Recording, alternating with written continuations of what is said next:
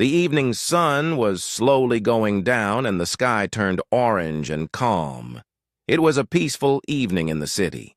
People were walking around holding shopping bags and chatting with smiles on their faces.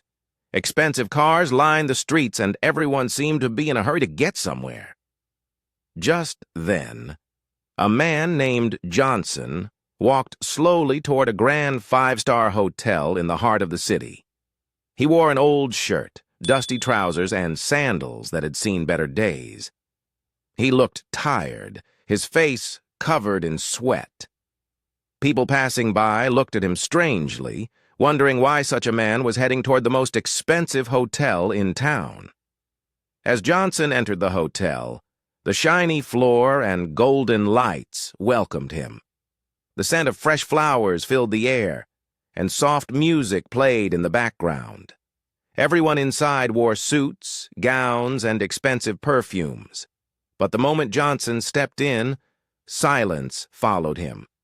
The hotel manager, a proud-looking man named Mr. Desmond, walked over quickly, his shoes clicking loudly on the marble floor. "Excuse me, sir," Desmond said, blocking Johnson's path. "This is a five-star hotel. You must be in the wrong place." Johnson smiled politely. "I'm not in the wrong place. I want a room for the night." Desmond's eyebrows lifted in shock. "You a room here? Do you even know how much a room costs here?" Johnson nodded. "Yes, and I can pay." Desmond laughed loudly, drawing the attention of others in the hotel lobby. "Listen to me, old man. This place is not for people like you. Look at your clothes. This hotel is for the rich, not beggars." "I have the money," Johnson said calmly. Desmond stepped closer and looked him up and down with disgust. "If you have money, then you must have stolen it. There's no way you can afford this hotel in your entire life, not even your generations." A few other staff members laughed quietly in the background. Johnson's smile faded, but he didn't argue.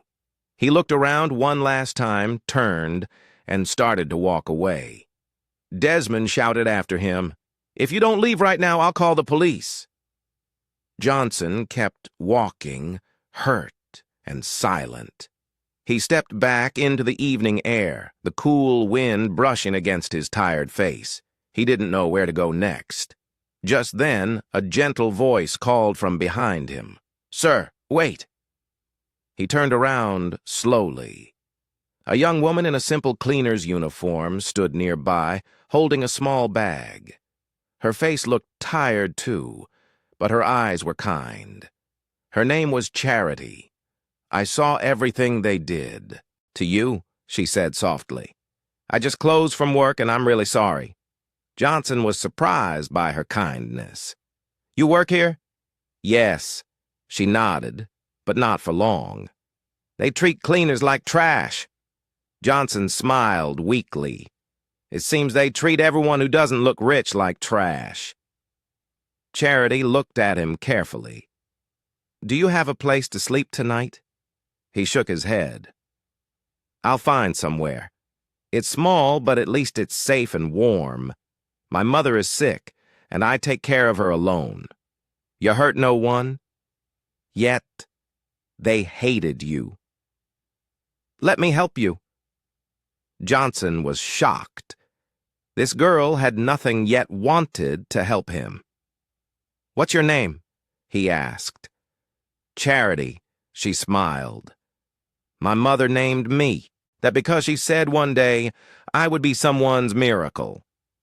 Johnson's eyes softened. "Thank you, Charity." They walked together through the quiet streets. Charity's neighborhood was far from the city's lights. Her house was a small, two-room place built with bricks and love. Inside, a week-old woman lay on a mat, coughing. "This is my mother," Charity said. "Mama, this is a friend. He needs a place to rest."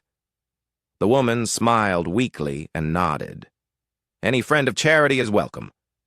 Charity gave Johnson a plate of rice and beans. It wasn't much, but Johnson ate with joy.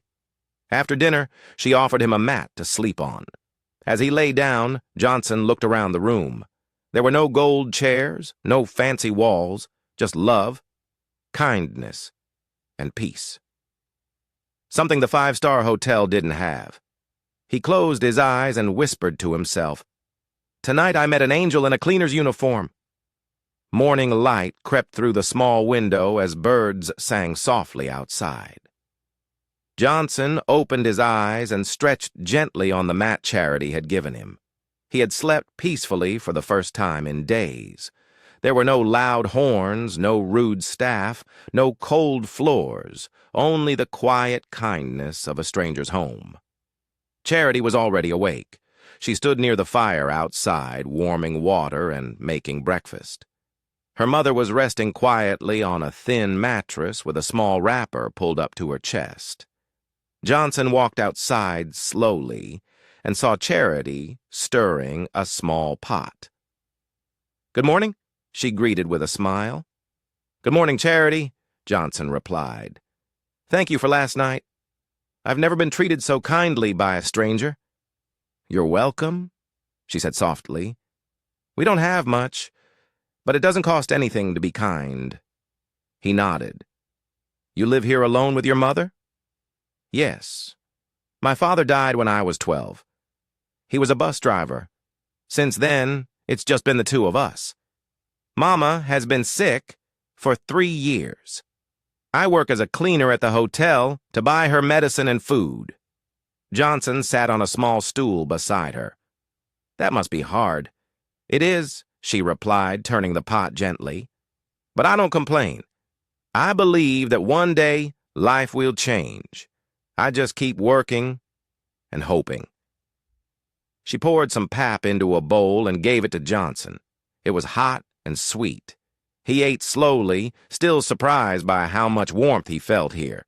In a big hotel filled with lights, he was chased out. But here, in a small home with cracked walls, he was treated like family. "I don't understand," Johnson said after a while. "Why did you help me?" "You don't even know me." Charity smiled. "Because someone once helped me, too. When Mama first got sick, we were on the road crying and confused. A stranger gave us money for the hospital. We never saw him again. Since that day, I promised myself I would help people, even if I had little." Johnson was quiet for a moment. He could feel his chest tightening with emotion. "What's your dream?" he asked. Charity looked into the fire. "To be a nurse. I want to care for people like they cared for Mama. But I couldn't continue school. I had to work." Johnson studied her face. She didn't complain. She didn't beg. She had a dream, but chose responsibility over comfort. He had met rich people with nothing in their hearts. But this poor girl had a heart full of gold. After breakfast, Johnson stood up. "Charity, I have to go now." She looked surprised. "Where will you go?" "I have a few things to settle, but I'll come back. You've shown me more love than any five-star hotel ever could."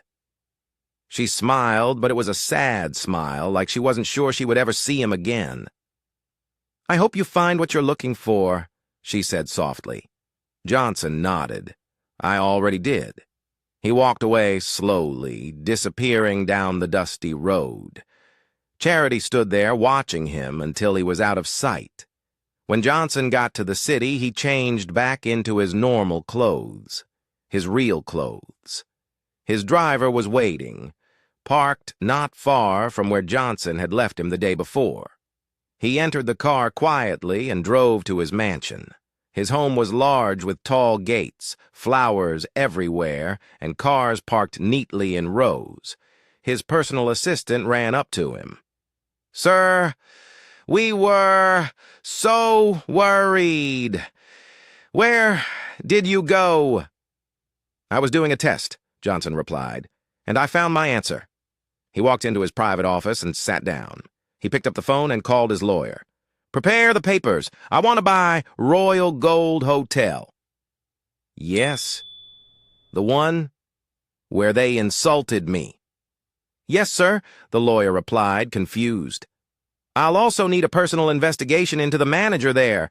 His name is Mr. Desmond. Make sure he gets what he deserves. After the call, Johnson sat back in his chair. He wasn't angry anymore. He just wanted to teach the world a lesson. Kindness is priceless. Then Johnson opened his phone and called Charity. Her soft voice answered, "Hello. Good evening, Charity. What will you be doing tomorrow?" Johnson asked gently. There was a short pause before she replied. "I'm taking Mama to the hospital. She's been feeling weaker than usual." Johnson's tone grew serious. "Which hospital?" "Hope Medical Center in town," she replied. "Mama's kidney problem is getting worse. The doctor said she needs a transplant soon, but we don't have the money. If nothing is done quickly, she might die." Johnson's heart broke at her words. For a few seconds, he didn't know what to say. Then he spoke slowly with faith in his voice. "Charity, please don't cry. Don't be worried. I believe God will send help. Just trust him. Mama will not die." Charity sniffled softly. "Amen. Thank you. You always know what to say." Johnson smiled. "You're a strong woman, and I like you, Charity. You've touched my heart deeply. I'll take you to a beautiful place soon, somewhere peaceful, somewhere full of joy." Charity chuckled shyly. "I like you, too, but as a friend for now." Johnson laughed. "That's a good start. At least you like me." The next morning, Charity took her mother to the hospital as planned. When they got there, something strange happened. The doctor came out with a big smile on his face. "Charity, good news," he said excitedly. "Someone has paid for your mother's kidney transplant." Charity's eyes widened. "What? Are you serious?" "Yes," the doctor said, nodding. "Just a few minutes before you arrived, we got a full payment. Everything has been taken care of. Surgery, medicine, even aftercare." "Who paid?" she asked, almost shaking with joy. The doctor shrugged. "An anonymous organization. No name, no address. Just a message that says, 'Be thankful to God.'" Charity placed her hands on her head, too shocked to speak. Her heart pounded. Tears rolled down her cheeks. Her mother, who had been silent all morning, slowly sat up and smiled. "Charity, God has remembered us," Mama whispered. Charity hugged her mother tightly, crying with joy. "Yes, Mama, he has." Later that day, Charity stepped outside the hospital and called Johnson immediately. "Hello," he answered. "Mr. Johnson," she said, laughing through her tears. "I think you're a prophet." Johnson chuckled. "Why do you say that?" Some wonderful person just paid for everything. Mama's surgery, treatment, everything, just like you said. And the doctor said, "It happened minutes before I arrived. Isn't that amazing?" Johnson felt warm inside. "Didn't I tell you not to worry? I am a man of God." Charity burst into laughter. "Pastor Johnson." Johnson laughed too. Evangelist Charity. They both laughed so hard that Charity forgot all her pain for a moment. Then Johnson's voice became soft again. "Charity, I want to tell you something. From the first day I set my eyes on you, I fell in love with you. I didn't say it before because I didn't want to rush you, but I want you to know I love you deeply." There was silence for a moment. Charity's heart skipped a beat. She smiled to herself and shook her head. "I love you too, Johnson. But Mr. Loverboy," she teased, "let's pray for Mama's surgery first." He laughed. "You are the most beautiful woman I have ever met." "Go away, I beg," Charity said, giggling like a child. "You just want to make me blush." "I'm serious." Johnson said, smiling through the phone. "You are beautiful, not just on the outside, but inside, too. I've met so many women in my life, but you're different." Charity went quiet again, then spoke softly. "I wish I could say thank you to the person or people who paid for Mama's surgery. I really wish I could hug them and tell them how much this means to us. They must have seen your heart and your kindness," Johnson said gently. Charity sighed. "I pray God will reward them, and bless their families, too. They didn't just save Mama's life, they gave us hope again." Johnson said, "Amen." He looked up to the sky, smiling. How he wished he could say, "You're welcome." But that would ruin the surprise. It was better she believed that angels helped her, because in her world, she deserved to believe in miracles. "Charity," he said. "Yes. After Mama gets better, I want to take both of you somewhere nice, a calm place. No noise, no stress, just peace." She smiled. "I'd like that. Mama would, too. And I hope that one day you'll say yes to being my woman. Let's take it one step at a time," she said softly. "But I'm not saying no," Johnson laughed. "I'll hold on to that. Thank you." As they ended the call, Charity looked up to the sky and whispered, "God, thank you for the stranger who paid for Mama. And thank you for Johnson. Whatever happens, I know you're working behind the scenes." A few weeks after Charity's mother's successful surgery, Johnson decided it was time. The truth had to come out. He stood in front of his mirror, adjusting the collar of his sleek black suit. He looked every inch a billionaire. Clean shave, fresh scent, sharp shoes. His eyes sparkled with purpose. He stepped into his luxury car, and his driver took him straight to the very hotel where everything started. The same place he was insulted, mocked, and thrown out like a beggar. The hotel lobby was busy as always. Staff moved, here and there, welcoming guests.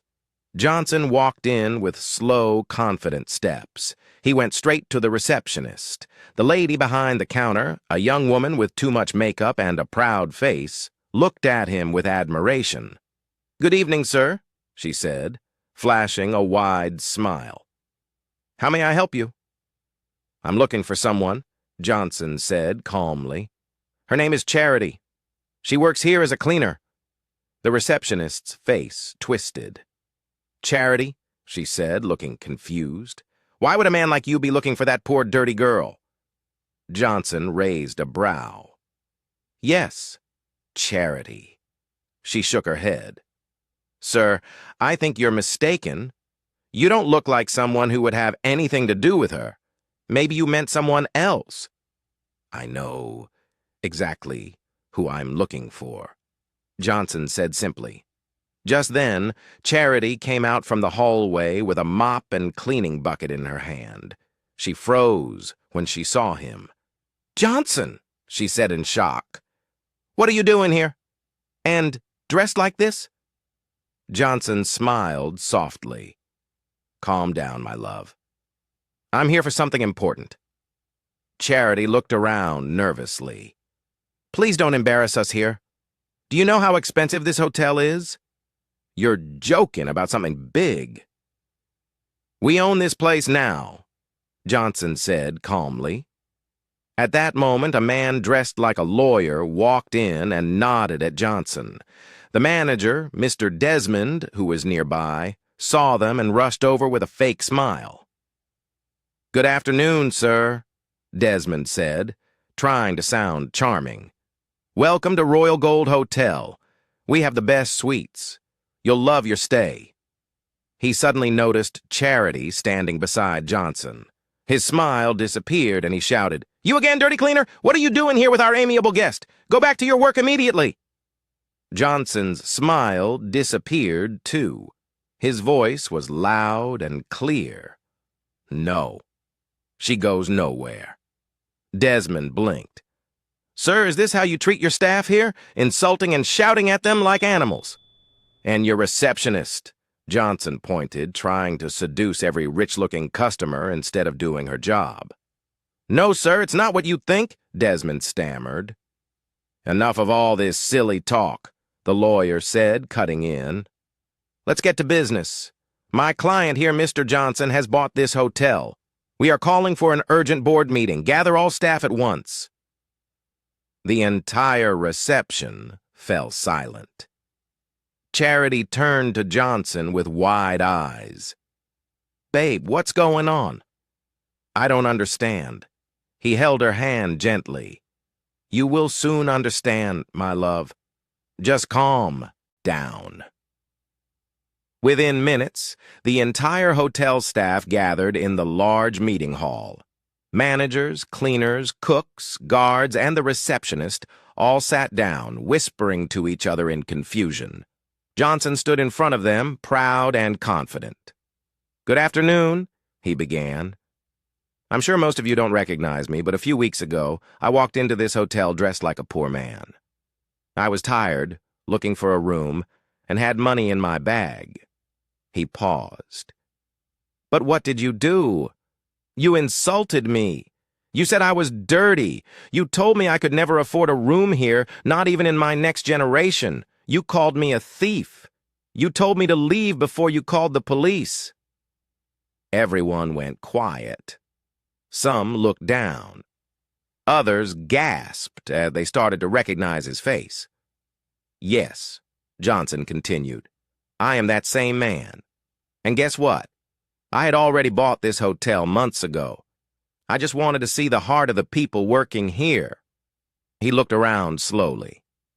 "I came as a common man to test you, and I must say, you all failed woefully except one person." He turned to Charity. "This angel, this kind, beautiful soul. She gave me food when I had nothing. She gave me shelter when your hotel chased me out. She didn't ask for anything. She helped a stranger with love." Tears filled Charity's eyes. She was speechless. Johnson turned back to the staff.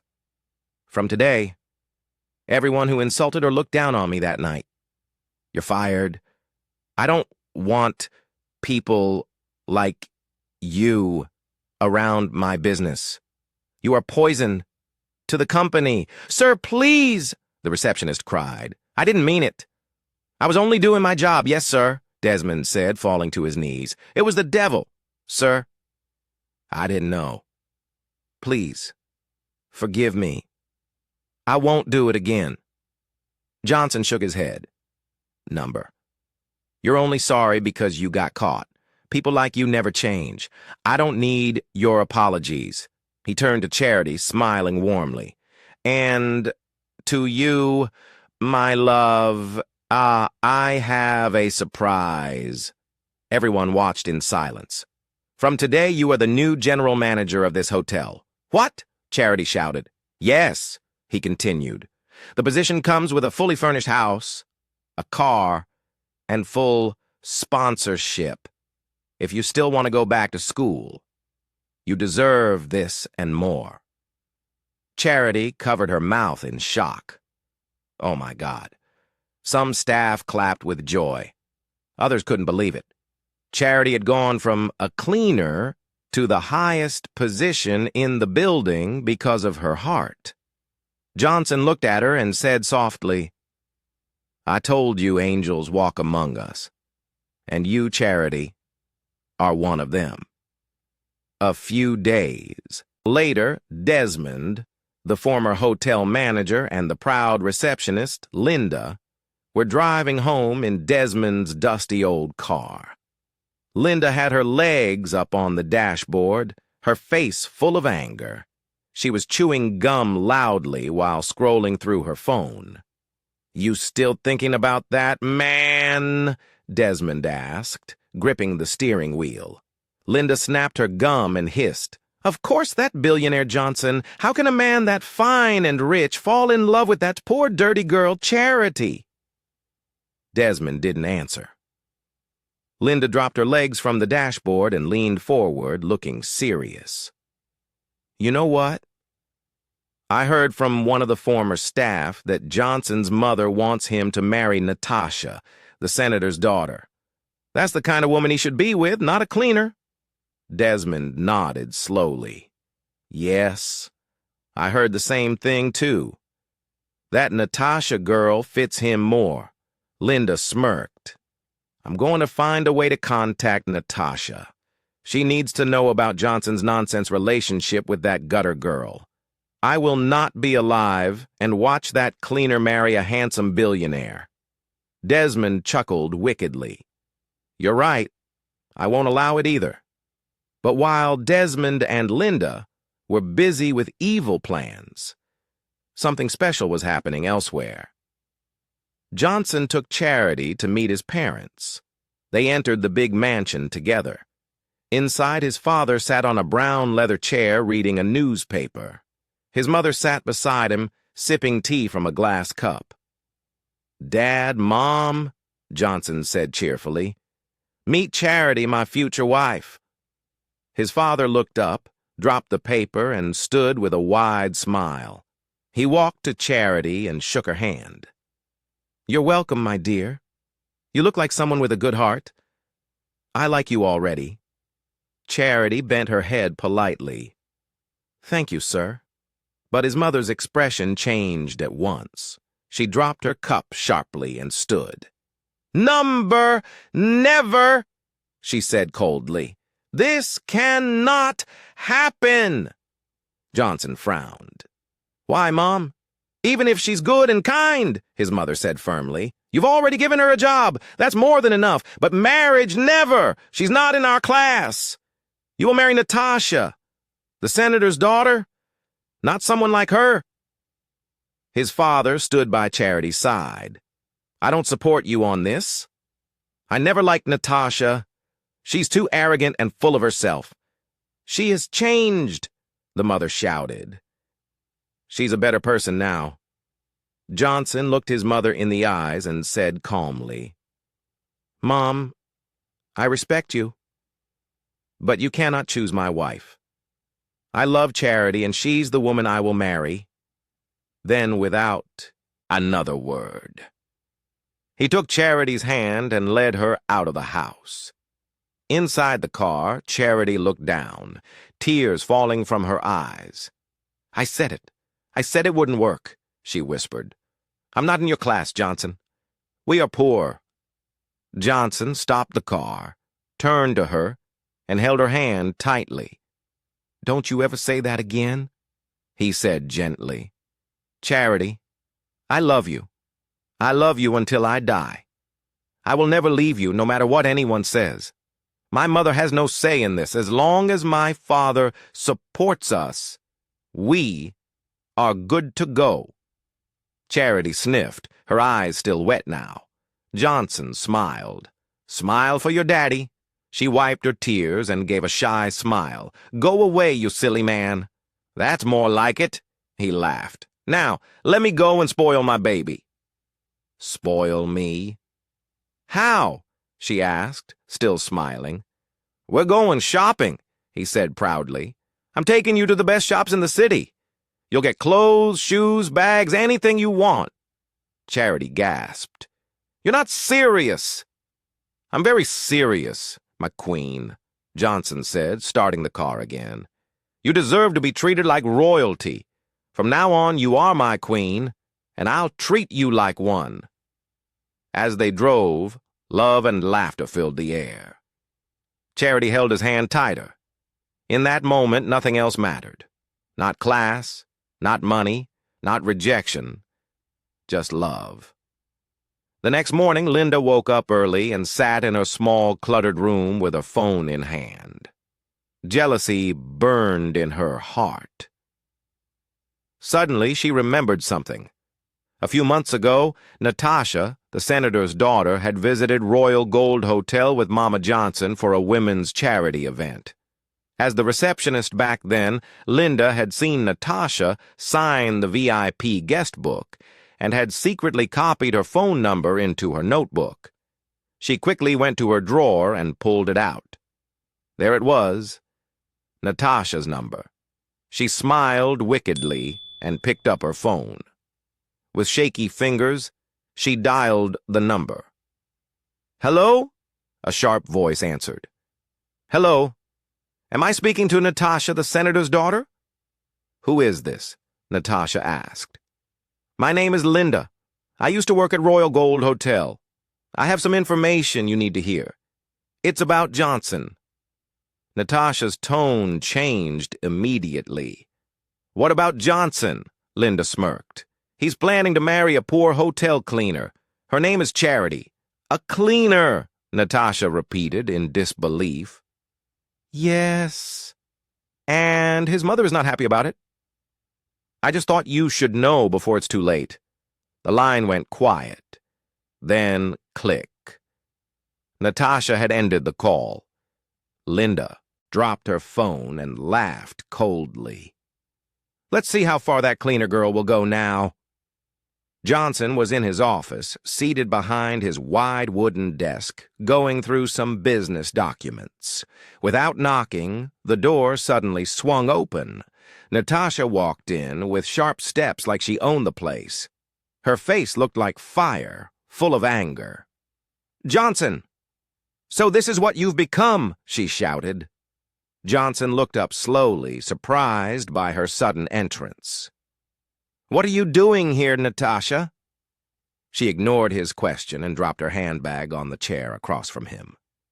"So, you've really decided to embarrass me in front of the whole world? You're planning to marry a cleaner? A poor, low-class girl?" Johnson stood up calmly. "I'm going to ask you one more time, what are you doing in my office?" "I came here to stop you," she snapped. "You can't marry that girl. You're mine, Johnson." "Your mother said we were perfect. We were supposed to be together." Johnson folded his arms. "You need to get this into your head. We broke up 5 months ago. I told you clearly it was over." Natasha stepped forward, angry. "I don't care what you said. I don't accept it. You don't just leave a senator daughter for a nobody. I won't let you." "In your dreams, Natasha," he said, his voice firm, her face turned red with shame and anger. "You used to love me." "I tried to love you," he replied. "But you're too proud. You insult everyone around you. You walk around like you're a queen and everyone else is dirt. You disrespected my staff, my father, even me. That's not love." She pointed at him, her hand shaking. "You think that cleaner girl is better than me? You think she can handle this life?" "Yes," Johnson said without thinking twice. "She has what you don't have. Kindness, humility, a real heart." Natasha laughed bitterly. "She'll only embarrass you. People will laugh at you." "I don't care what people say," Johnson replied. "I care about my peace, and she gives me peace." Tears filled her eyes, but she refused to let them fall. "You're making a big mistake." "No," Johnson said. "I made a mistake when I stayed with you too long." Natasha hissed loudly and picked up her bag. "Fine, but don't think I'll just walk away. I will fight for you. You belong to me." "I belong to Charity," Johnson said. "Now leave my office." She gave him one final, hateful look and walked out without another word. As the door closed behind her, Johnson sighed and ran his hand through his hair. He didn't feel hurt. He felt free. He picked up his phone and dialed Charity. "Hello, babe," she said cheerfully. "Hi, love," he said. "Guess who just stormed into my office?" "Who?" "Natasha." Charity was quiet. "Oh, no. What did she say?" "She's still claiming I'm hers," Johnson replied with a tired laugh. "But I made it clear. I'm not interested. I told her I love someone else." There was silence. Then Charity said quietly, "Thank you for standing by me." I will always stand by you, my queen, he replied. You're the only woman I want. Charity smiled. Don't make me cry this afternoon. I'll wipe your tears with kisses later, Johnson teased. She giggled. You're not serious. I'm very serious, he said. You've changed my life, Charity, and soon I'm going to do something that will change yours too. One afternoon, Charity was cleaning up in her small kitchen when she heard a loud knock on the door. She dried her hands and went to open it, feeling a little worried. Standing right there was Johnson's mother, dressed in rich, expensive clothes and dark sunglasses with 2 bodyguards behind her. Charity's heart skipped. She greeted politely. Good afternoon, Ma. Johnson's mother didn't even smile. She walked straight in without waiting to be invited, her heels clicking on the floor. She looked around the small apartment, wrinkling her nose as if something smelled bad. The bodyguard stayed outside, closing the door behind her. Charity stood nervously. Please sit down. Ma Johnson's mother didn't sit. Instead, she opened her bag, pulled out a white envelope, and placed it on the table. I came here because I want to talk to you, Charity, she began coldly. Let me go straight to the point. I don't want you to marry my son. Charity's face fell, but she didn't say anything. Look, Johnson's mother continued, pushing the envelope closer. There's 50 million naira in this envelope. If you promise to leave my son alone forever, the money is yours. You can start a business, do whatever you like. In fact, if that's not enough, I will buy you a house abroad, any country you want. You will never have to work as a cleaner again. All you have to do is leave my son and disappear from his life. Charity's hands shook a little. She stared at the money. It was more than she had ever seen in her life, but her eyes filled with tears as she looked back up at Johnson's mother. Ma, she said softly, her voice shaking. I love Johnson. He is my world. I will never leave him. Not for any money, not for a house, not for anything. If you want me to go? Tell your son to say it himself. If he tells me to leave, I will go. But until then, nothing will separate me from him. Johnson's mother was shocked. Do you know what you are saying? This is 50 million naira.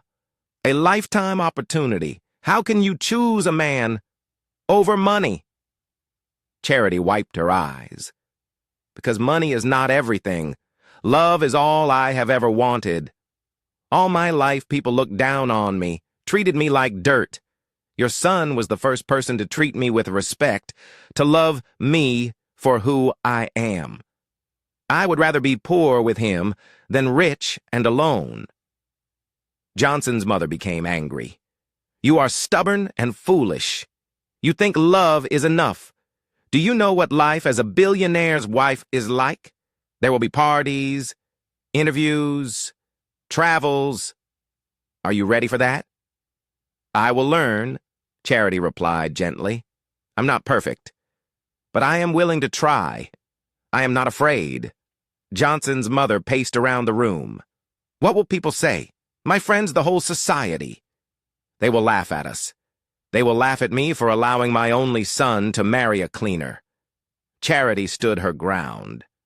Let them laugh. You cannot control people's mouths. All I know is I love Johnson. If you really want to make him happy, you should let him choose who makes his heart happy. There was a long silence. Johnson's mother stared at Charity, hoping she would change her mind. But Charity looked back bravely, tears in her eyes, but not moving an inch. Take the money, Charity. Johnson's mother tried again, her voice softer this time. I am begging you. You don't know what you are walking into. It's not too late to walk away. But Charity shook her head. Never. Please, Ma. I am begging you, too. Don't break our hearts. If Johnson says with his mouth that he does not love me, I will leave. But until then, I am not going anywhere. Johnson's mother gave a long, frustrated sigh. You are just as stubborn as my son. She picked up her bag and envelope. Fine, have it your way, but don't say I didn't warn you. She stormed out of the apartment with her bodyguards, slamming the door behind her. Charity sat down slowly, shaking, but proud of herself. She wiped her eyes and whispered, God, please let love win. Minutes later, Johnson called her phone. Baby, are you all right? I had a strange feeling. Charity smiled through her tears. I'm fine. My love, your mother came to see me. Johnson was silent for a moment. What did she say? She wanted to give me money to leave you. A lot of money. He laughed, softly. And what did you tell her? I told her, you are my world. I will never leave you unless you tell me to go. Johnson's voice was soft and warm. I will never ask you to go, Charity. Never. I love you so much. Charity smiled, her heart full of love and hope. I love you too, Johnson. Now and always. 2 days passed after Johnson's mother visited Charity, but the tension still hung in the air. Johnson was furious when he heard everything. He called his mother that evening and told her plainly, Mom, I respect you. But if you ever try something like that again, offering money to the woman I love, I will cut you off. His mother was quiet on the phone, then ended the call without a word. Meanwhile, Johnson decided to give Charity a break from all the stress. He called her on a Saturday morning. My queen, dress up. I'm coming to pick you. Pick me for what? She asked, smiling. For peace, for joy, for love, he said. When he arrived, Charity wore a light blue gown and simple sandals. Her hair was packed neatly, and her natural beauty made Johnson's heart leap. They drove for a while, laughing and singing along to songs on the radio. Finally, they reached a peaceful garden far from the noise of the city. Flowers danced in the breeze, and birds sang sweetly from the trees. Wow, Charity said as they stepped out. This place is beautiful. Not as beautiful as you, Johnson replied. Ah, this man has come again, she teased. They sat under a big tree and talked for hours about life, love, their dreams. Then Johnson became quiet. He stood up, put his hand in his pocket, and knelt down. Charity gasped. What are you doing? Johnson smiled. Charity, from the day you gave me food and shelter, I knew you were different. You didn't see a poor man. You saw a human being. You are kind, humble, brave, and full of love. I don't want to spend another day without calling you mine. Will you marry me? Tears filled Charity's eyes. Oh, my God. I love you, he whispered. Say yes. She nodded, crying and laughing at the same time. Yes, yes, I will marry you. He stood, slipped the ring on her finger, and hugged her tightly. The wind blew gently, as if heaven itself was celebrating their love. Meanwhile, Natasha was fuming with rage.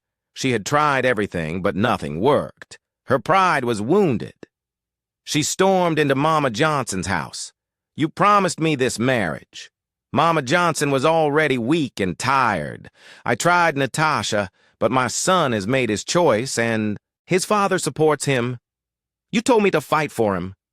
I didn't tell you to cause trouble, she said. You went too far. Natasha stormed out defeated. Back at Charity's apartment, Johnson arrived with big news. My love, he said, holding her hand. We're moving. Charity looked confused. To where? He handed her a paper. To your new house, fully furnished with a garden for Mama. What? she shouted. Yes, Johnson smiled. And there's more. A car is waiting outside for you. Charity started crying again. Johnson, I don't even know what to say. Just say you're happy. I'm more than happy. You've changed my life. He pulled her into his arms. Number, you changed mine first. Later that evening, they moved into the new house. Mama was overjoyed. She held Charity's hand and said, My daughter, God will bless you. I'm proud of you. Johnson looked at both of them and smiled. Now, let's start planning this wedding.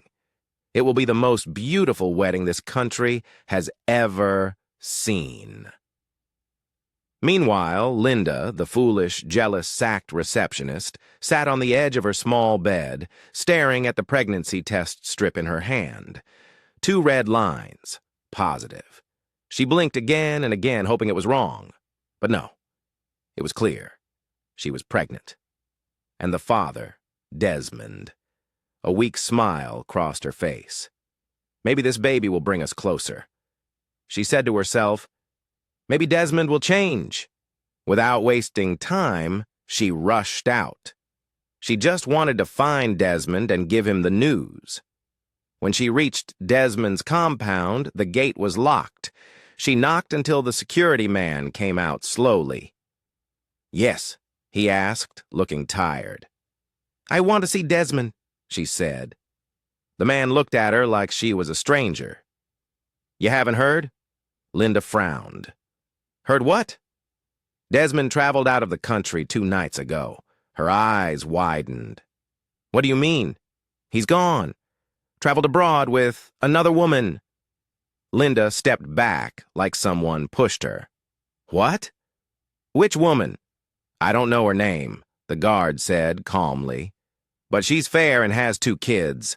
I heard they've been together for a while. He left quietly. Said he's starting a new life. Linda's hand slowly touched her belly. But I'm pregnant. The security man looked at her with pity. Too late, madam. Desmond has moved on. Tears rushed to Linda's eyes as she turned and walked away slowly. She sat down by the roadside and cried loudly. He used me. He used me and left me, she sobbed. Then she looked down at her stomach. Don't worry, my baby. Even if your father ran away, I won't leave you. Far away, in another country, Natasha sat in a quiet airport lounge, sipping a cold drink. She wore dark glasses and a wide hat to hide her face. But what she couldn't hide was her pain. She kept scrolling through her phone, looking at Johnson and Charity's photos all over social media. Her heart burned. How did I lose him? She remembered the day she insulted Charity, the day she laughed at Johnson's choice, and the many times she acted proud and disrespectful. Now, she had lost everything. She wiped her tears with a tissue and whispered, I chased away the only man that have ever loved me with my bad behaviors, and now I have nobody but myself to blame. She booked a hotel in that country to cool off her head. But peace refused to come. Back home, something beautiful was happening. It was Johnson and Charity's wedding day. Charity stood in front of the mirror in a soft white gown. Her mother adjusted her veil, smiling. You look like an angel, my daughter, her mother said. Charity smiled back, eyes filled with tears. Mama, we made it. Yes, Mama said proudly. God is good. Meanwhile, Johnson was already at the garden venue, dressed in a clean blue suit. His father stood beside him with joy in his eyes. Even his mother was present, quiet, but present. Soft music played. Flowers lined the aisle. Guests filled the chairs, all waiting for the bride. Then came the moment. Charity walked down the aisle slowly, holding her bouquet. Johnson couldn't hold his smile. He had waited for this moment for so long. When she reached him, they held hands and stared into each other's eyes. The pastor spoke. Joisson, do you take Charity to be your wife? I do, he said with a proud smile. With all my heart. Charity, do you take Johnson to be your husband? I do, she said through happy tears. Forever. They exchanged rings and kissed as the crowd clapped and cheered. After the wedding, they moved into a beautiful mansion Johnson built just for them. The house had everything: peace, joy, and love. Charity started her free health center to help poor women and children. Johnson supported her dreams with pride. They did everything together. They laughed, they prayed, they grew strong. Their story was a lesson to the world. Never look down on anyone. You never know who God will use to change your life. As for Linda and Natasha, they learned the hard way that jealousy, pride, and greed never win. But love, real, pure, humble love always wins. Dear viewers, what lessons did you take away from this dramatic tale? We'd love to hear your thoughts in the comments below. If you enjoyed the story, give us a thumbs up, share it with friends, and hit that subscribe button. Don't forget to turn on notifications so you never miss out on our latest updates. Thanks for watching and stay blessed.